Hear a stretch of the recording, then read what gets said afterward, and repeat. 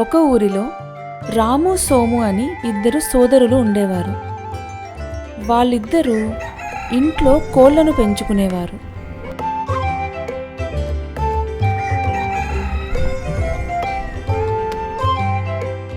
ఆ కోళ్లు పెట్టిన కోడిగుడ్లను బజార్లో సుందరయ్య వ్యాపారం చేస్తున్న కిరాణా కొట్టుకు అమ్ముతూ వీళ్ళు వ్యాపారం చేస్తూ జీవనాన్ని సాగించేవారు.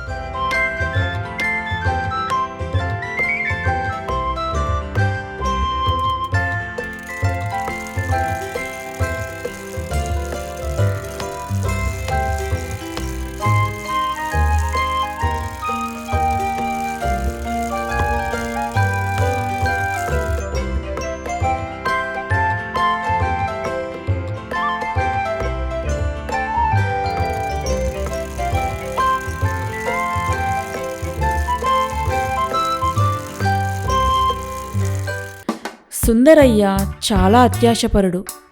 ఎప్పుడూ కూడా ఎవరిని ఎలా మోసం చేసి డబ్బులు సంపాదించాలి అని చూస్తుండేవాడు.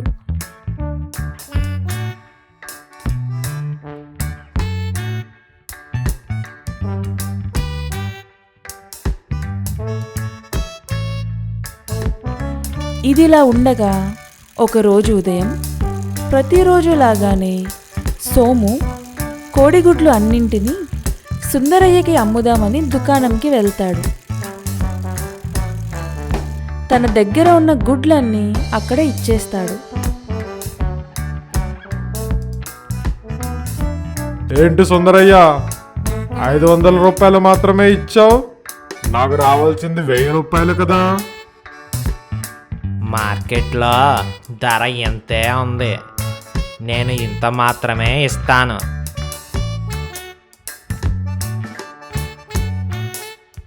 నీకు నచ్చితే నాతో వ్యాపారం చేయి, లేదంటే మానేయ్, నాకేం అభ్యంతరం లేదబ్బాయి.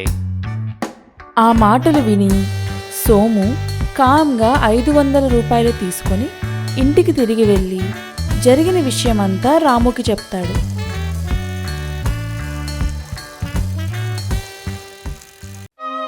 ఇలానే కొనసాగితే మన వ్యాపారం చాలా నష్టంలో నడుస్తుంది అన్నయ్య. ఇప్పుడు ఏం చేద్దాం? నువ్వు ఏం దిగులు పడకు సోము. ఇప్పటి నుంచి మనమే మన ఇంటి దగ్గర సొంతంగా గుడ్లు అమ్ముకుందాం. అప్పుడు మనకి ఏ నష్టమూ రాదు, ఇబ్బంది కూడా ఉండదు.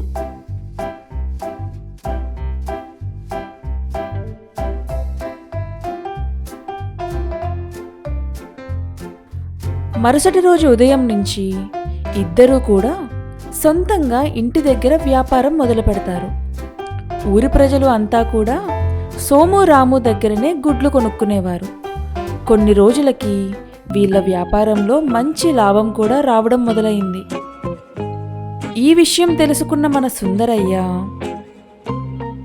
ఎలా అయినా సరే వీళ్ళ వ్యాపారం పాడు చేయాలి, లేదంటే నా వ్యాపారాన్ని మూత వేయాల్సి వస్తుంది అని అంటూ ఒకరోజు రాత్రి మెల్లగా రాము సోము ఇంట్లోకి ప్రవేశించి ఒక సుత్తి తీసుకొని వాళ్ళు భద్రం చేసుకున్న గుడ్లన్నింటినీ పగలగొట్టేసి వెళ్ళిపోతాడు.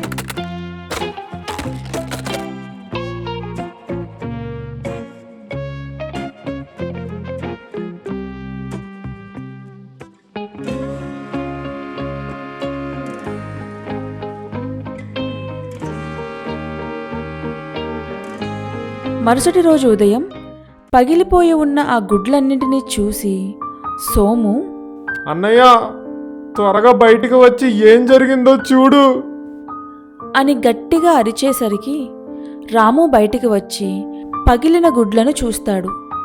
జరిగినదంతా చూసి ఇద్దరు అన్నదమ్ములు చాలా బాధపడతారు.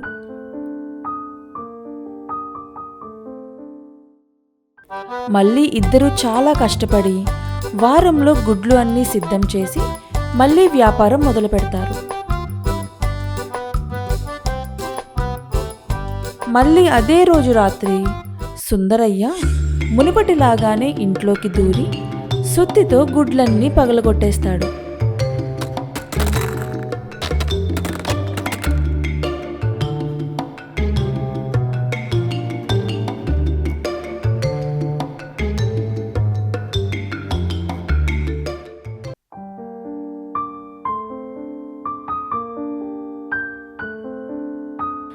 తెల్లవారిన తర్వాత మళ్ళీ సోము రాము అది అంతా చూసి చాలా బాధపడతారు.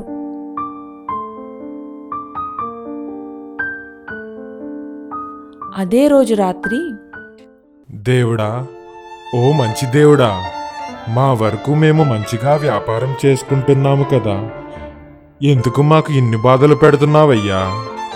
అరే అన్నయ్య, నువ్వు దేవుడి దగ్గర ఎంత మొత్తుకున్నా వృధా ప్రయాసనే. ఆయన మనకు ఏం సహాయం చెయ్యరు. నువ్వు కొంచెం మాగరా తమ్ముడు. పడుకునే ముందు దేవుడికి ప్రార్థన చేస్తే ఆయన మన కళ్ళలోకి వచ్చి మనకి సహాయం చేస్తారు అంట. నువ్వు నీ పెచ్చ నమ్మకాలు అన్నీ మర్చిపోయి పడుకో అన్నయ్య. అసలే మనకి రేపు చాలా పని ఉంది. అలా ఇద్దరూ మాట్లాడుకుంటూ పడుకుంటారు. ఇంతలో మన రాముకి దేవుడు ప్రత్యక్షమయ్యి కోళ్లకు పెట్టడానికి ఒక మహిమగల ఔషధం ఇచ్చినట్టు కల వస్తుంది.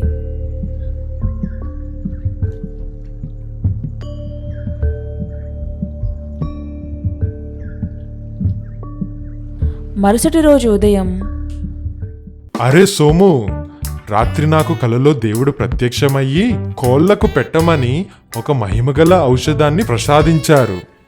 అది వాటికి పెడితే మునపటి కంటే పెద్దవి ఇంకా శ్రేష్టమైన గుడ్లు పెట్టి మన వ్యాపారానికి మంచి లాభాలు తెస్తాయంట. నువ్వు నీ కలల పిచ్చి, అలాంటివి నిజంగా ఏం జరగవన్నయ్యా అని అనుకుంటూ ఇద్దరు ఇంటి బయటికి వెళ్ళేసరికి పెరట్లో ఒక సీసా దొరుకుతుంది. వెంటనే రాము దాన్ని తీసుకొని లోపలికి వెళ్ళి కోళ్లకు పెట్టే ఆహారంలో దాన్ని కలిపి అక్కడి కోళ్ళన్నిటికీ పెడతాడు. అది తిన్న కోళ్ళు అన్నీ కూడా గుడ్లు పెట్టగానే ఆ గుడ్లు అన్నీ కూడా చాలా పెద్ద పెద్ద గుడ్లుగా మారిపోతాయి.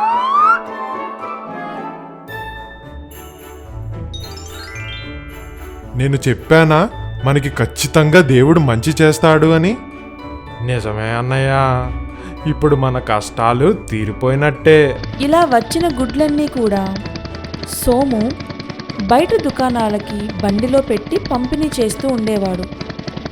అలా కొన్ని రోజులకి వాళ్ళ వ్యాపారం బాగా అభివృద్ధి చెందుతుంది. చుట్టుపక్కల గ్రామాలకు కూడా గుడ్లు అందించడం మొదలు పెడతారు.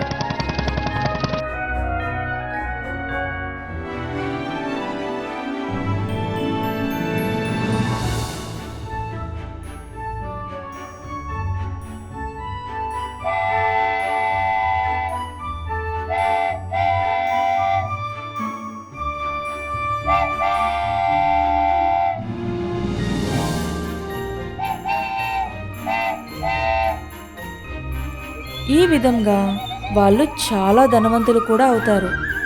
అది అంతా చూసిన సుందరయ్య ఇంక ఏమీ చేయలేక, తన వ్యాపారం ముందుకు తీసుకెళ్ళలేక తట్టాబుట్టా సర్దుకొని ఊరు ఖాళీ చేసి వెళ్ళిపోతాడు.